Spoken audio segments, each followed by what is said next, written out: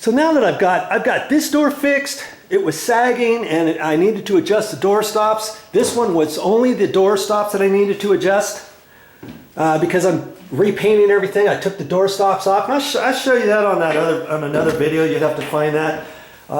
It's on my channel close to this one, or you go to my playlist under and scroll through on my main channel page, go to playlist, click on there and scroll down to doors. You'll find all kinds of stuff I've done. Okay, so now that I've checked those two, I'm just going to keep going around and check more doors. I'm basically going to be doing the same thing, seeing if I need to fix anything, see if anything is sagging. I know this one's not sagging.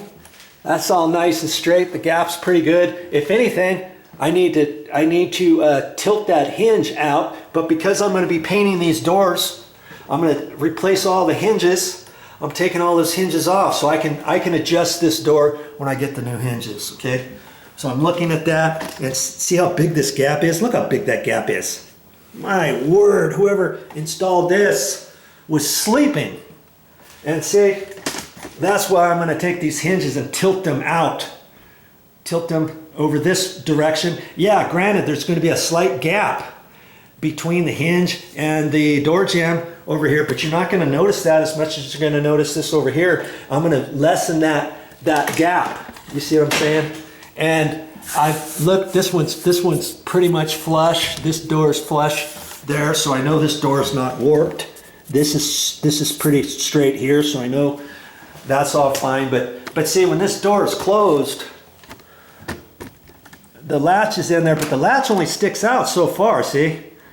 And you've got the gap between the door, and then it's barely going.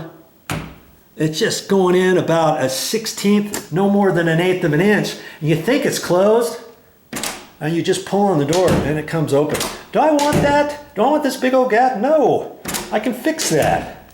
And see, I get that gap over, and I don't have to do anything with the door jamb, the door casing, anything. I don't have to take the door casing off and shim the jamb over and re-nail that. And now the baseboard's too short on this side, the baseboard's short on the inside, and I've got to re-caulk everything, and then the caulking gets over here. Then I have to get the matching paint and paint that and recut in over here on the edge of that. No, nothing doing. I can do all this by adjusting those 3 hinges over there. I'll make, you know, when I do that one, I'll make another video, so watch for it on my channel.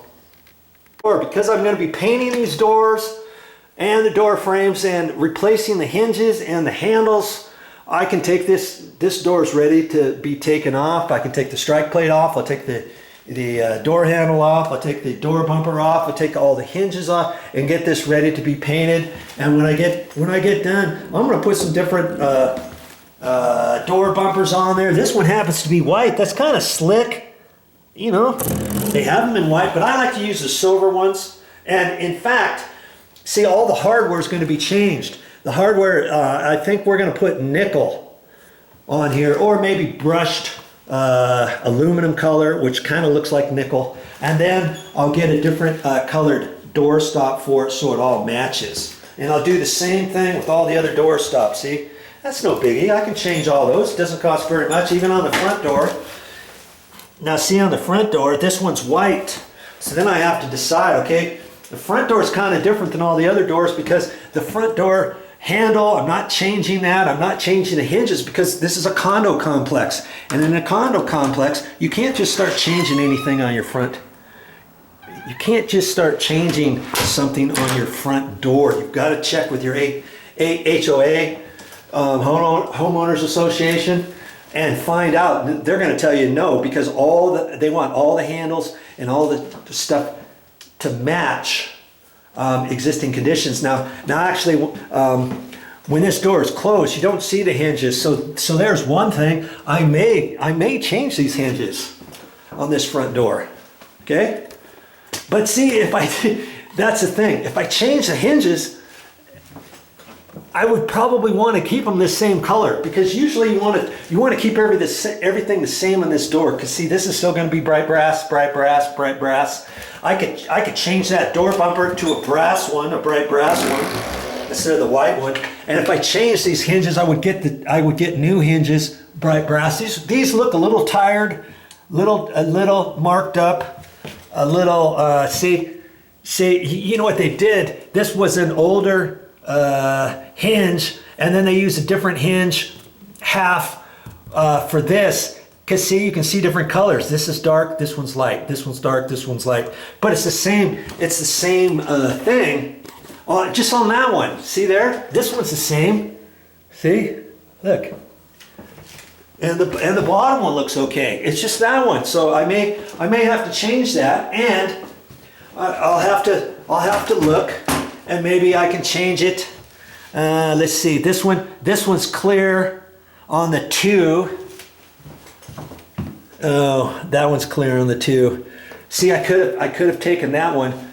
See, the 3 I need is this, but that's too dark because I'm going to be changing everything in here to nickel or the brushed aluminum color.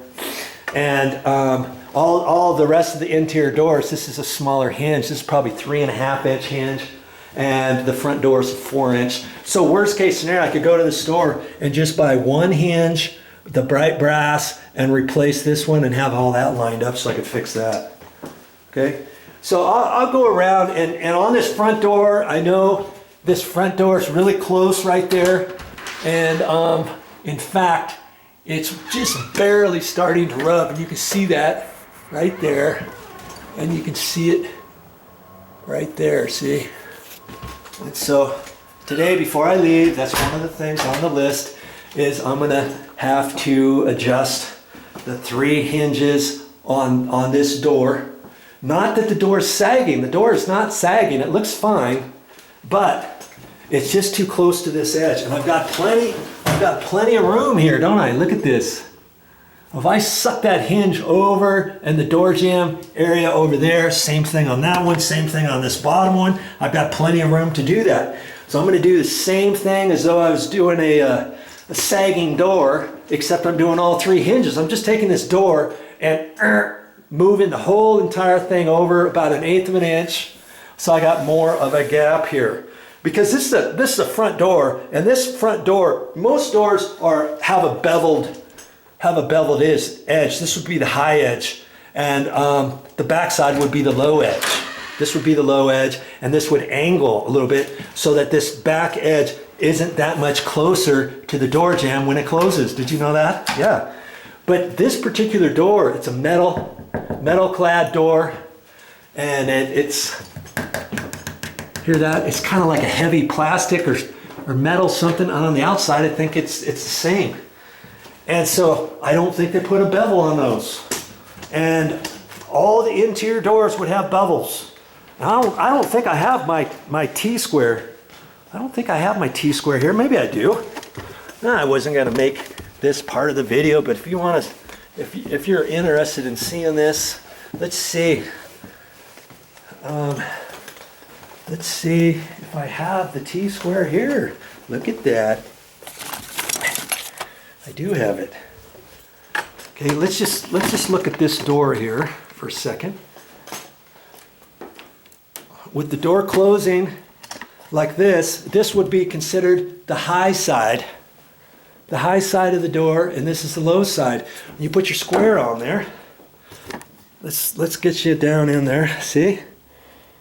See the gap? I don't know if you can see that too well. I think you can see that. See? Every door has an angle. Now let's go down there and check that front door, shall we? Let's see if I'm right. I'm pretty sure I am. Because that's why on that front door I need to have a bigger gap than my normal. Okay? That's why this gap needs to be bigger. Generally, this side you would think would not hit, but it is hitting, and it's hitting the back side of the door. Okay? So we'll just open this, and I'm going to put it on here. I'm going to have you look on there. See there? It's just square. Look at that. No angle on it or anything. And that's why this door needs a bigger gap there. And that's why, whoops, Sorry about that. Moved the camera. That's why it's just rubbing on this back side, not this front side. See? That's rubbing because this doesn't have a 3/32 beveled cut on it. And so when it closes, that hits, but then when the front closes all the way, you've got the gap. So it's deceiving, isn't it? That's why I've got to have that gap a lot bigger so that this edge is not hitting. And I know I can do that because there's so much gap over here. Okay? And I believe that's the only door that's like that. Let's look at this garage door. Sometimes they'll do a garage door, but I believe this has a bevel. And we'll put that on there and get you tilted down there. See there? That's the bevel I'm talking about. 3/32 of an inch. That prevents this edge from getting too close to this as you're closing the door. And then when you close the door, this is not far enough. It's still close enough to hit your doorstop. Bet you never even realized that, did you? Now you just learned something new from Joe. Okay, so I know I need to move those hinges over on that door, and then I'll check this one. I think this one's okay, pretty much. I'll just have to look at it. In fact, it might have to be sucked over, that hinge and maybe this hinge, because this is a solid core door, 1.75 inch door. See how close that is right there? It's not rubbing. I don't want it to get any closer. That's border. That's borderline. Okay. And see, that gap is. It's pretty close, but because I'm here, why not? I think I'll do that on that. These are self-closing hinges, this top one and the bottom one, because this door goes into the garage. And fortunately, I don't think they're spring-loaded right now. They need to be adjusted. When I open this door, it doesn't like close back by itself per se. It just kind of. See, it just kind of stops. So I should be able to take this off without them being spring-loaded. Okay, I don't think the adjustments are there. Because if it was spring-loaded, you try to take this off and it's going to want to push over real fast. And you're going to have to put a putty knife in there, a little screwdriver, make sure your fingers get out of the way. You know? But that's what I'm here for today. Just to check out all these doors and stuff. Because my next thing is painting. I'm not even really thinking about painting too much, other than what color and what sheen, what color and sheen to do in the bathrooms and the closets, maybe different than the rest of the place, or something like that. And see, I've got these other doors up here I've got to check today, and I'll check them. I don't mind. I know I've got some work to do on that door, on this door. I'm not quite sure what I'm going to do on this door just yet, because there's a big old gap. The door's closing fine. Okay, it's closing fine. It's not sagging, and I've got a nice gap down there. But the middle of this door jamb bows like that. You can see the big old huge gap I got right there. And granted, the latch is going in. Oh, you know what? I think I just got this figured out, what I'm going to do to make this latch get into this strike plate a little bit further. Okay, when I get the new door strike, I can tell this one's low, just barely. So I could push that out so it's flush. This is depressed in just a hair, not very much. Take some little cardboard strips and put them in there. Then I can move that out a little bit. And then see, look at the side of the door. See here how this is pushed in? Look at that. Look at it's shoved in there almost 1/8 of an inch. See? So when I put the new one in, I'll do the same thing. I'll put some cardboard strips in here on both of them and pull that out so that this will be pushed out. That'll give me almost 1/8 of an inch extension of this, and that'll give me a little less than a 1/16. And then when I close this, more of the latch will fit into the pocket. I think I'll do that, because initially I was thinking about going through all the effort of taking this door jamb casing off, and then taking the casing off out here. See, real careful, score it with the sheetrock knife, score it over here, pull that off, and then I could take this door jamb with my hammer, screwdriver, crowbar, whatever, and just kind of pull it out to the left a little bit from about there to about here, and that will make that gap a little bit less. See, I still have that big gap here. I'm still going to have this gap here. See how big that gap is? 3/16, but up here it's 1/8 of an inch. Down at the bottom it's 1/8 of an inch or 1/16 of an inch, and it's just, this is pooched. But I can fix that and know that the latch, feel comfortable that you won't be able to pull on this and have it pop out, or have it feel like, what's wrong with this handle? What's the deal here?